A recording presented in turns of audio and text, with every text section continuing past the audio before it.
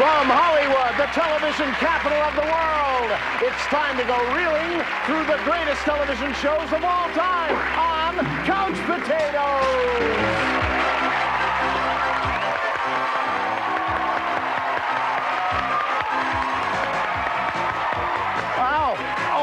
Wow, I'm excited already. And here's my next door neighbor and favorite host, Mark Summers. Give it to him, Mark.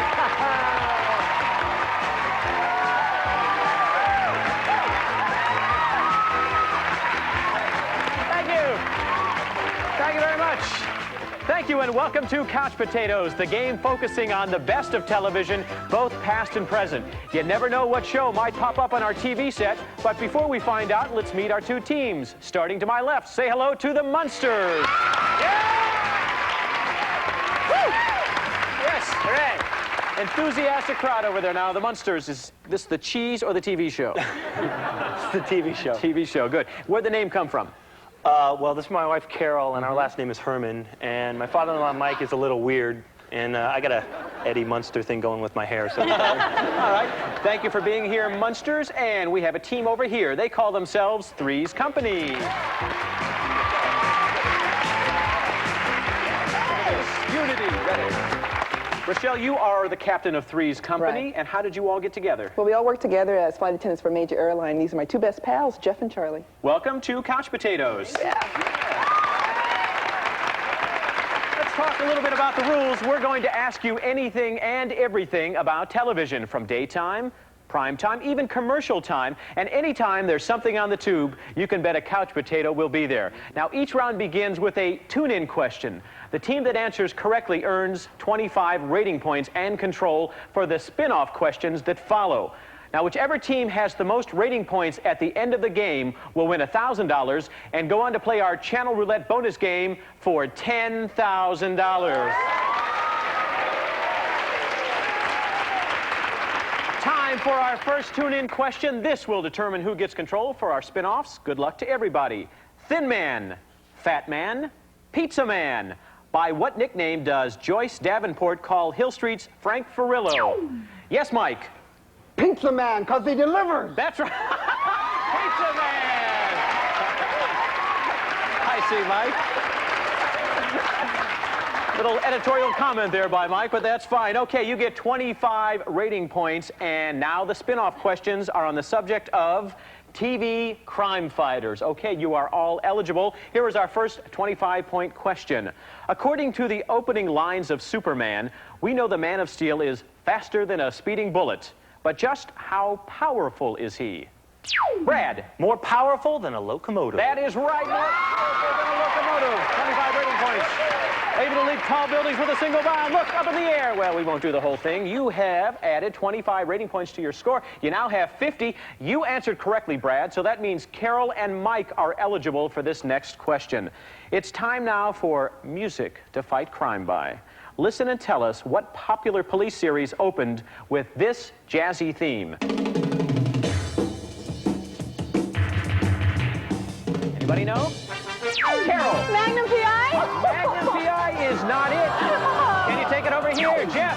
Hawaii 5-0. Hawaii 5-0. Nice job. That was the one. Bookham Dano. Okay, you not only got 25 rating points, you got control. Jeff, you answered. Charlie, Rochelle, that makes you eligible for our final spin-off question on TV crime fighters. He's Greek, he's bald, and he sucks a lollipop. Yes, Charlie. Kojak. Kojak! 25 rating points for you. That ties the game, 50 to 50. No extra points. Can you tell me, though, what his first name was on Kojak? Theo. Theo, that's right. Good job. You know your TV crime fighters. Okay, we have 50 rating points here, 50 over here for the Munsters. We have another tune-in question right now. Everybody plays again. Pickles, cucumbers, or Sheila? What was the name of comedy writer Buddy Sorrell's wife on the Dick Van Dyke Show, Rochelle? I know that. It's Pickles. Pickles Sorrell, that's right. Pickles Sorrell. An additional 25 rating points. Who played Buddy Sorrell, Rochelle? Maury Amsterdam played Buddy. And who played Sally Rogers? Rosemary. And she always, baby Rosemary, always had that little bow in her hair. Okay, right, you obviously know a lot about the Dick Van Dyke Show, and these next spin-off questions are on that subject. Classic series, I think it's my favorite. Well, there's somebody at the door. Excuse me. Come in, please. Hi there. Who are you? My name's Richie Petrie, all grown up. It's Richie Petrie, all grown up. Yeah. You really haven't changed too much. That looks a lot like you. Richie Petrie from the old Dick Van Dyke Show is here, and somebody else is at the door. Come in. Hi there. Who are you, sir? I'm Richie Petrie, grown up. Richie Petrie. Three's Company, what we have here are two people claiming to be Richie Petrie, all grown up. Somehow I have a feeling Richie's at the door. Come on in. Yes, what is your name, sir? I'm Richie Petrie, all grown up. Richie Petrie, all grown up. All right, well, what do we have here? Two people who have the same taste in ties, obviously. No. We have three people here claiming to be Richie Petrie, all grown up from the classic Dick Van Dyke Show. Rochelle, Jeff, Charlie, for your first question, worth 25 rating points, tell me, who is the real Richie Petrie? Charlie? I saw every single one of those shows, and I think that the one in the middle is the real Richie Petrie. Are you Richie Petrie? Me? Yes. Yes, I am.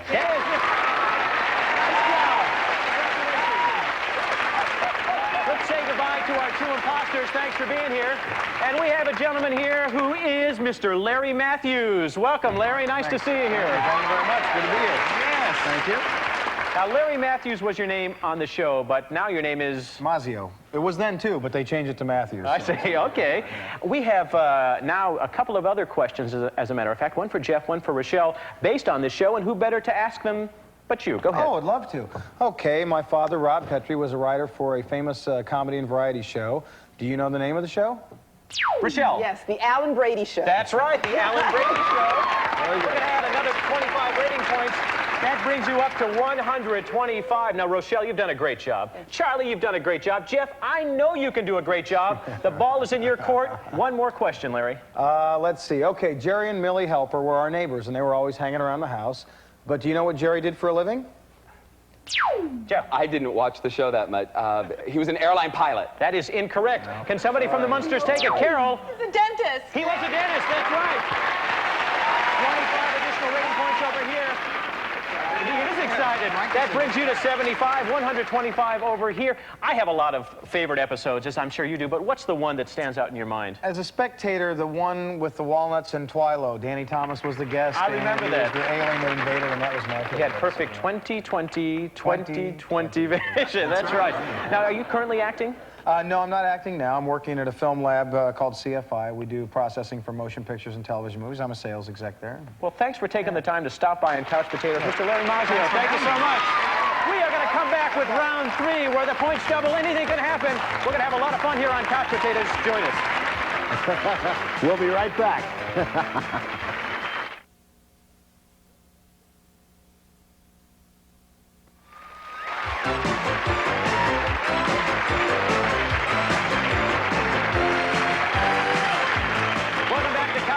We're ready to play round number 3, where we double the stakes to 50 rating points for each correct answer. You're a little behind here, Munster. Still anybody's game. Here's our next tune-in question. Everybody participates. Here we go. Melmac, Remulac, or Cadillac?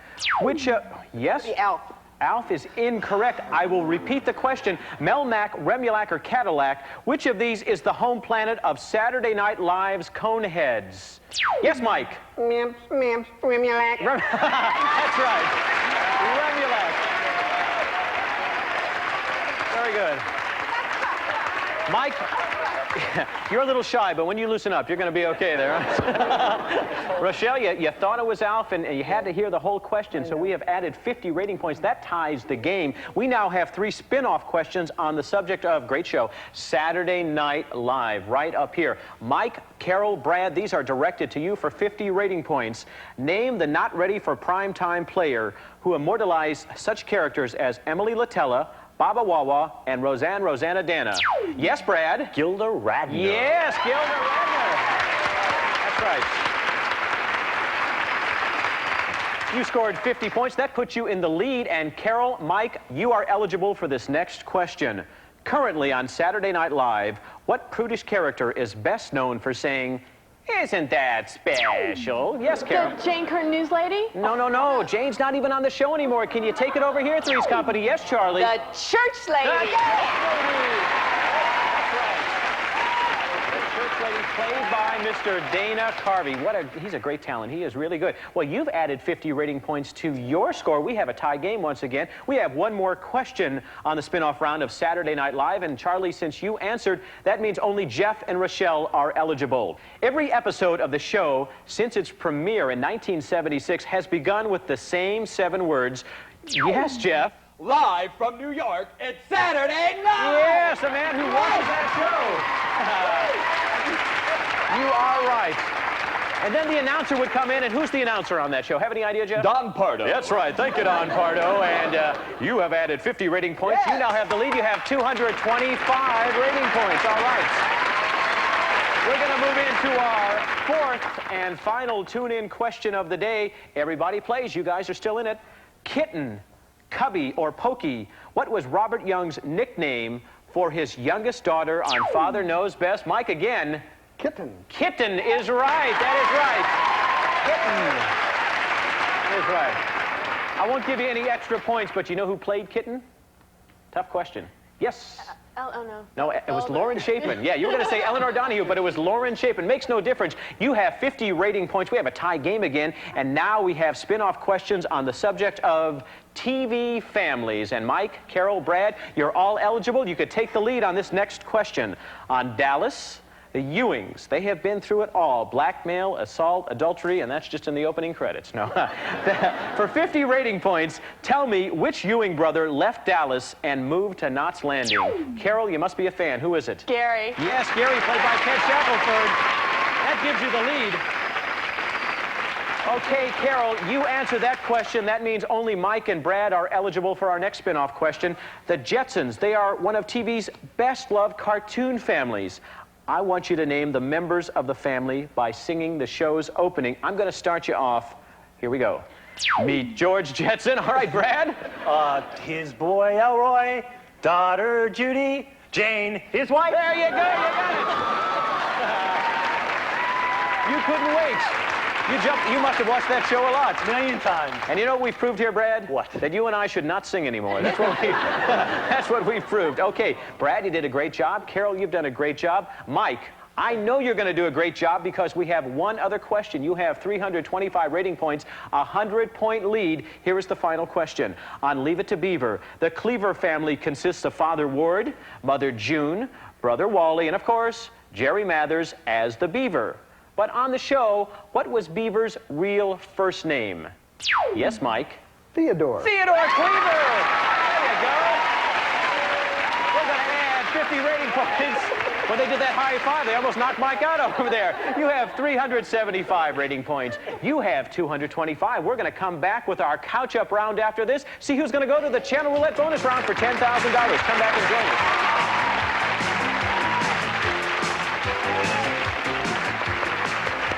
They were just talking about Leave It to Beaver. Love that show.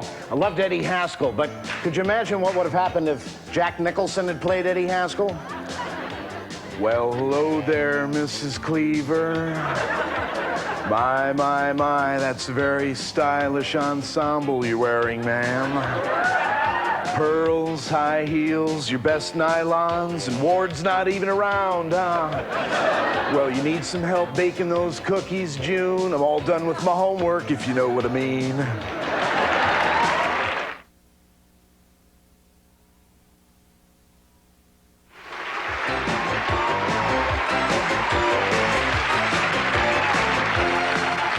It's time to play our couch-up round. You're going to be facing off in a series of questions on familiar TV phrases. Now, one member of each team will compete head-to-head on every question, okay? The value of each question is determined by the randomizer right over here, and that's going to be stopped when you hit your buzzer. Now, the randomizer has values from 50 to 250 points, as well as a couch up. Hit that couch up, and the team which is behind can tie the score with a correct answer. You each get 2 chances to play, and the team with the most points at the end of play will be today's champions, get a chance to go for that $10,000. Okay, I'm going to remind you, it's familiar TV phrases. Brad, you and Rochelle are up first. Good luck. Here is our first familiar TV phrase. Sorry about that, Chief. For 100 rating points, Rochelle. Get smart. Get smart, Mr. Don Adams. That's right. Well, 99. That's right. I talk in my shoe, but we have a show to do here. Okay, Jeff, Carol, let's see what happens on our next familiar TV phrase. Oh, watch. Okay, for 250 rating points, Carol. All in the family. Yeah. All right, you have a pretty good lead now. 625 rating points for the Munsters, only 325 over here. But it's still early in the couch-up round. Charlie, Mike, this next one is for you. Like sands through the hourglass. This is the couch-up. Can you take it, Mike? Another World. Is incorrect. That means, Charlie, you can tie the game right here. The Days of Our Lives. That's right, the Days of Our Lives. Nice job. You have tied the score with that. 625 rating points apiece. Play us to watch those soap operas in the morning, doesn't it? Yeah. Oh, I know. Yeah, all right. Rochelle, Brad, still anybody's game. Here is our fourth familiar TV phrase. Pow! Right in the kisser. Okay, for 150 rating points and the lead, Brad. Hey, Ralphie boy, the honeymooners. The Honeymooners. Hey, Ralphie. Seesaw battle. Munsters are back in control. Carol, you are up against Jeff. This is our fifth familiar TV phrase. Do you ever wonder why clocks run clockwise? Okay, it's 50 rating points, Jeff. 60 minutes. That's right, Mr. Andy Rooney. Okay, good job, Jeff. Let me explain where we are. We have 775 rating points for the Munsters, 675 over here for Three's Company. Charlie, at least 100 rating points must come up for a tie or the couch up. You answer correctly, you could win. Otherwise, the Munsters will take the game. Good luck. Here is our final familiar TV phrase. Ah! I kill me. For 200 rating points and the game, Charlie. Elf. Is correct. Congratulations. Elf is correct. Whoa. You bore me out. You came from behind and you won the game. We're going to give you $1,000 for that win, but we have to say goodbye. It came down to that final question. Mike, did you know it was Alf? No, I never knew anything. Didn't know. Well, it wouldn't have made any difference. They have 875 rating points. You only have 775. And you know what happens when you don't have enough rating points? We're basically canceling. Yes, you're canceled. We do have nice cancellation gifts backstage. A round of applause for the Munsters. Well, Charlie. Yes. That was terrific. Alf will be a favorite show for the rest of your life, I have a feeling. Forever. Forever. You have $1,000, and that's nothing to sneeze at, but you have a chance for $10,000 at the Channel Roulette game. We're going to find out if they can do that right after this. Come back and join us. Boy, that was great.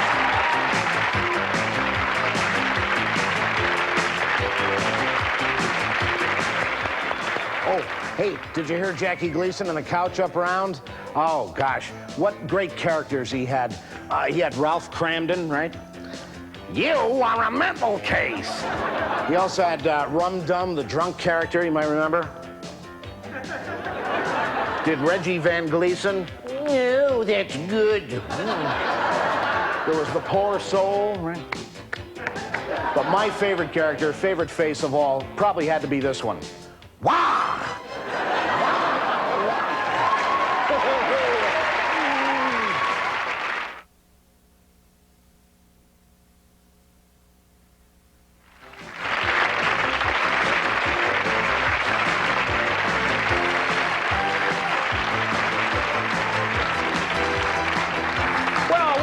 And it's time to play the $10,000 Channel Roulette bonus game, and here's how it works.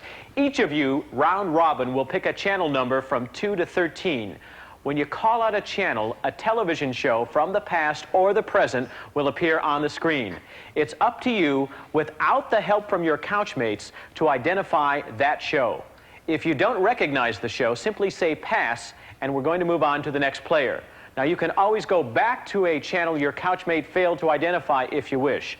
Each show is worth a point value ranging from 100 to 1,000. If you can accumulate 1,000 points or more within 30 seconds, you're going to win $10,000. However, there is one dangerous channel, and that is pay TV. If you select that channel, you lose all the points you've earned up to then, okay? But as long as there's still time on the clock, you have a chance to earn those 1,000 points. Are you ready? Yes. Good luck. We're going to begin with Rochelle. Call out a channel. 10. Number 10. Bewitched. Is right. 200 points. Jeff. 3. Number 3. Pay TV, you lose all your points. Charlie. Number 5 is what she called out. Hogan's Heroes. Right. 300 points. Rochelle. 6. Number 6. 30-something. Right. Up to 450. Jeff. 7. Number 7. Thornbirds. Thornbirds is right. 300. Okay, go up to 9. Charlie. 9. Pass. Pass. Okay, Rochelle. 4. Number 4. Hazel.